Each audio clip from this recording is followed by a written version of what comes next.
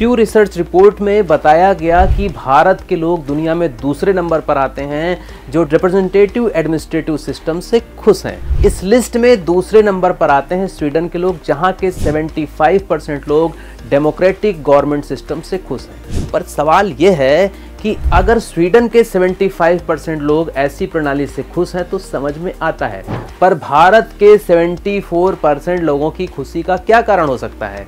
कारण है दरअसल ऐसी रिपोर्ट्स में जो सैंपल लिए जाते हैं, जो क्वेश्चन तैयार किए जाते हैं, जो क्वेश्चनरीज होती हैं, वह बेस्ड होती हैं अपर क्लास की राय पर।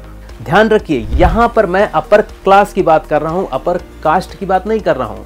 और भारत में जो फैशन है, जो चलन है, जितने भी सुधारवादी या साम्यवादी विचारक खुद को बताते हैं या जो भी अपने को दलित उद्धारक बताते हैं, वह कास्ट बेस्ड डिस्क्रिमिनेशन की बात करते हैं, ना कि क्लास बेस्ड डिस्क्रिमिनेशन की।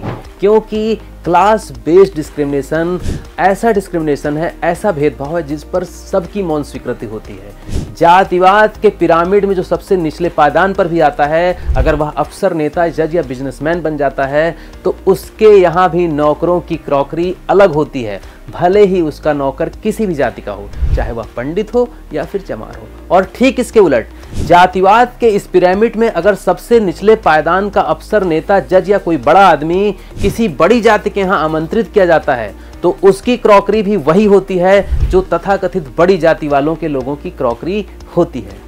और आपको यह भी बता दूं कि कास्ट के नाम पर जो समाज को बांटने वाले नेता हैं, चिंतक हैं, सुधारक हैं, उनकी सारी जद्दोजहद इस अपर क्लास में शामिल होने की है, ना कि कास्ट बेस्ड डिस्क्रिमिनेशन खत्म करने की। और एक बार अगर वह इस अपर क्लास में शामिल हो जाते हैं तो उन्हें किसी भी प्रकार का डिस्क्रिमिनेशन दिखना बंद हो जाता है और वही इस क्लास बेस्ड डिस्क्रिमिनेशन के समर्थक बन जाते हैं।